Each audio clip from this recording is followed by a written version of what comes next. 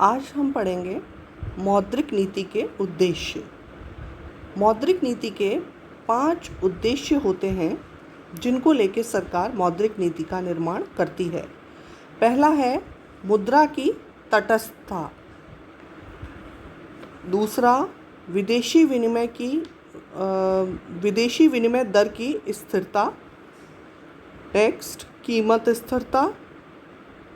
चौथा है पूर्ण रोजगार और है आर्थिक विकास। मुद्रा की तटस्थता, इस उद्देश्य का अर्थ यह है कि अर्थव्यवस्था के संचालन में मुद्रा की मात्रा पर इस प्रकार नियंत्रण लगाया जाना चाहिए जिससे कि अर्थव्यवस्था में वस्तुओं तथा सेवाओं की कीमतें प्रभावित नहीं हो सकें।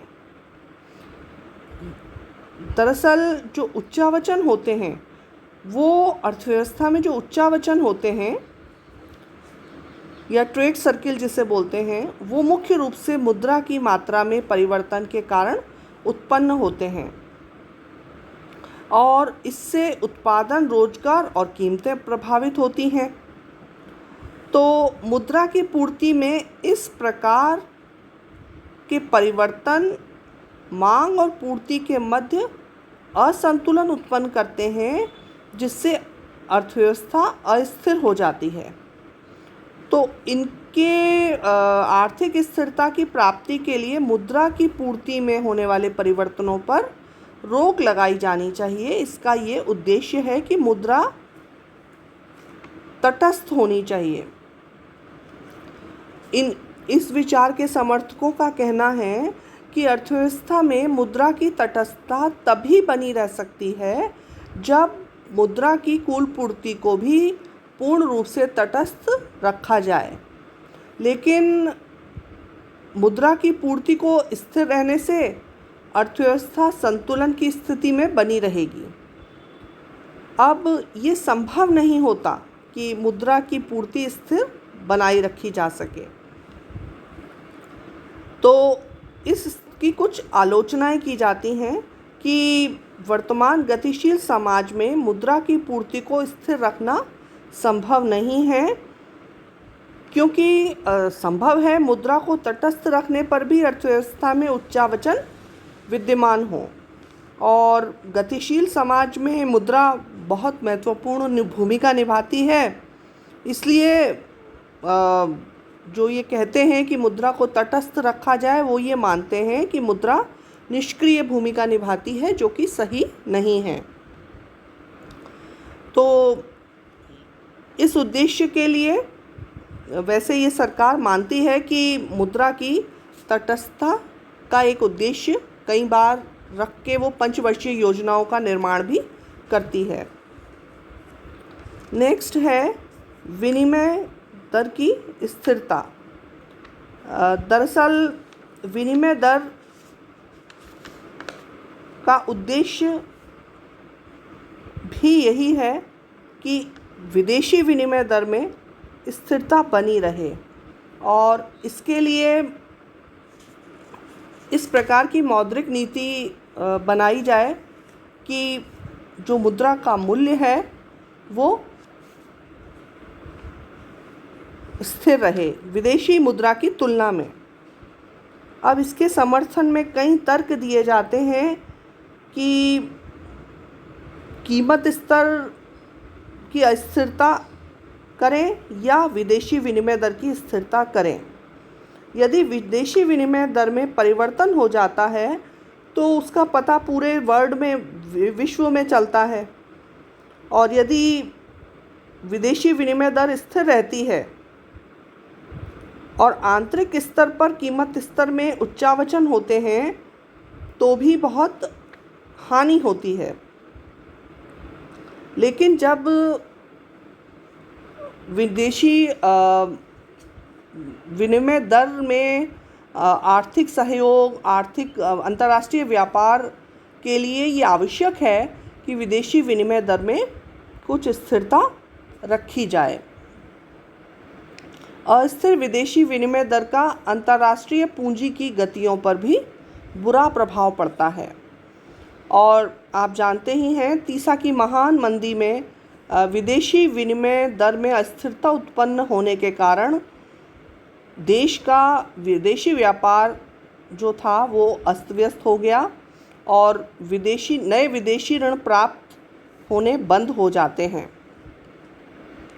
इसी प्रकार छोटे राष्ट्रों के लिए जो आर्थिक आय में वृद्धि और समृद्धि के लिए घरेलू मांग की अपेक्षा विदेशी मांग पर अधिक आश्रित होते हैं, विदेशी विनिमय की दर की स्थिरता बहुत महत्वपूर्ण इम्पॉर्टेंट होती है, क्योंकि विदेशी विनिमय दर की अस्थिरता के कारण विदेशी व्यापार अस्त व्यस्त हो जाता है।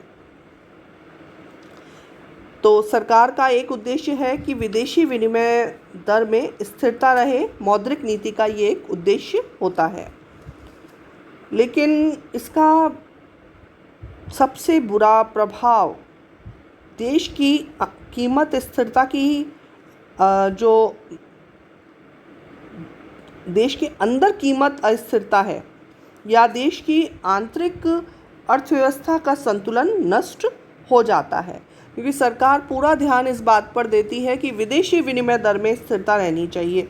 जो उसकी अंदरूनी आर्थिक व्यवस्था है वो कैसी है, इस पर वो ध्यान नहीं देती। थर्ड पॉइंट है कीमत स्थिरता। विदेशी विनिमय दर की स्थिरता के लक्ष्य के प्रति अविश्वास करते हुए कई अर्थशास्त्रियों ने मुख्य रूप से कीमत स्थिरता पर ध्यान देने की आवश्यकता बताई कि देश में जो आंतरिक व्यवस्था है वो सही होनी चाहिए। क्योंकि विदेशी विनिमय दर पे ही ध्यान देंगे तो देश में कीमतों में अस्थिरता उत्पन्न होने के कारण देश की अर्थव्यवस्था अस्त व्यस्त हो जाएगी और बेरोजगारी, निवेश में गिरावट या वेतन की अस्थिरता, ऐसी कई घटनाएं उत्पन्न हो जाएंगी। इसी प्रकार सामाजिक अन्याय होगा, आर्थिक व सामाजिक अशांति उत्पन्न होगी। तो इन सब के लिए एक मुख्य बात ये कही गई कि देश में आंतरिक रूप से कीमत में स्थिरता मौद्रिक नीति का मुख्य उद्देश्य होना चाहिए, ये माना गया। लेकिन इस नीति की कार्यान्वयन करने में ये कठिनाई होती है कि सापेक्ष रूप से करें या निरपेक्ष रूप से कीमतों में स्थिरता करें। कीमत में होने वाले परिवर्तन आर्थिक जीवन की अस्थिरता के लक्षण होते हैं, ये उसके कारण नहीं होते हैं। अतः कीमतों की स्थिरता में कोई लाभ प्राप्त नहीं हो सकता। कीमतें स्थिर रहते हुए भी आर्थिक संबंधों तथा उत्पादन में परिवर्तन होना संभव है। ये भी माना जाता है कि कीमतों में होने वाले सभी परिवर्तनों का अर्थव्यवस्था पर बुरा प्रभाव नहीं पड़ता, लेकिन ये है कि आर्थिक विकास के लिए या देश जो और ओवरऑल विकास है उसके लिए कीमतों में स्थिरता होनी चाहिए। दरअसल कीमत स्थिरता की नीति को कार्यान्वित करने में वास्तविक कठिनाई यह भी है कि कीमतों में किस प्रकार की स्थिरता लाई जाए। यह कहा जाता है कि संचालन में मुद्रा की मात्रा को स्थिर रखकर तथा अर्थव्यवस्था में मौद्रिक व्यय की दर को स्थिर रखकर कीमतों को स्थिर रखा जा सकता है, परंतु केवल मुद्रा की मात्रा को स्थिर रखने से कीमत स्थिरता प्राप्त नहीं हो सकती। तो वास्तव में देश में कीमत स्थिरता बनाए रखने के लिए व्यापार तथा उद्योग की आवश्यकताओं के अनुसार संचलन में मुद्रा की मात्रा में कमी अथवा वृद्धि करना ज़रूरी है, तब देश में कीमत स्थिरता हो पाएगी। नेक्स्ट मेन ऑब्जेक्ट ये आता है कि मौद्रिक नीति का उद्देश्य होना चाहिए पूर्ण रोजगार, फुल एम्प्लॉयमेंट, ये माना जाता है और इसके हिसाब से मौद्रिक नीति संचालित करनी चाहिए कि देश में पूर्ण रोजगार हो। लेकिन आप जानते हैं कि वास्तव में अर्थव्यवस्था में हमेशा पूर्ण रोजगार की स्थिति नहीं बनी रह सकती। कई बार ऐच्छिक बेरोजगारी या दूसरी बेरोजगारी भी होती हैं। पूर्ण रोजगार का अर्थ क्या है? पूर्ण रोजगार श्रम बाजार में विक्रेताओं के अनुकूल स्थिति होने पर पूर्ण रोजगार लोगों को मिला होना चाहिए, या पूर्ण रोजगार की स्थिति में भी अर्थव्यवस्था में कुछ ऐसे व्यक्ति होते हैं जो बेरोजगार होते हैं। वो ऐच्छिक बेरोजगारी या विशिष्टीकरण के युग में होने वाली विशेष बेरोजगारी, इस तरह की बेरोजगारी से ग्रसित होते हैं। या अर्थव्यवस्था में आर्थिक संघर्षों के कारण विद्यमान होने वाली बेरोजगारी, या रोजगार के अवसरों अथवा उद्योगों का पूर्ण ज्ञान नहीं होने और उनमें पर्याप्त गतिशीलता नहीं होने के कारण भी देखिए बेरोजगारी होती है। तो कोशिश रहनी चाहिए कि अर्थव्यवस्था में सामंजस्य बना रहे और लोगों को अधिक से अधिक रोजगार मिले।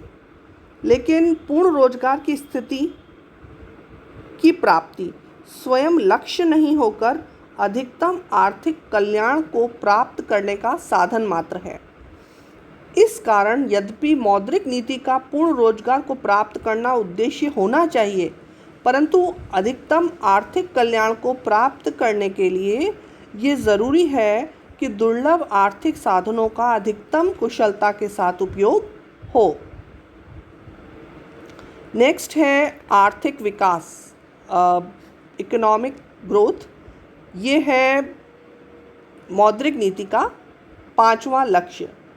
आर्थिक विकास का संबंध वस्तुओं तथा सेवाओं के परिमाणात्मक तथा गुणात्मक अधिक उत्पादन से है, तथा मुद्रा अर्थव्यवस्था में केवल उसी अंश तक आर्थिक विकास का साधन हो सकती है जिस अंश तक वह अर्थव्यवस्था में वास्तविक उत्पादन में वृद्धि का साधन बनती है। संक्षेप में आर्थिक विकास का संबंध 3 बातों से है। पहला, इसका संबंध अर्थव्यवस्था में कुल भौतिक उत्पादन में वृद्धि होने से है। दूसरा, आर्थिक विकास के अंतर्गत जिन वस्तुओं तथा सेवाओं का उत्पादन होता है उनकी मात्रा तथा गुण इस प्रकार के होने चाहिए कि उनके द्वारा उपभोक्ताओं की आवश्यकताओं की अधिकतम पूर्ति संभव हो सके, क्योंकि सभी आर्थिक क्रियाओं का अंतिम लक्ष्य मानव आवश्यकताओं की पूर्ति करना होता है। तीसरे, आर्थिक विकास आर्थिक स्वाधीनता के अंतर्गत होना चाहिए, क्योंकि यदि आर्थिक विकास को स्वाधीनता का त्याग करके प्राप्त किया जाएगा तो आर्थिक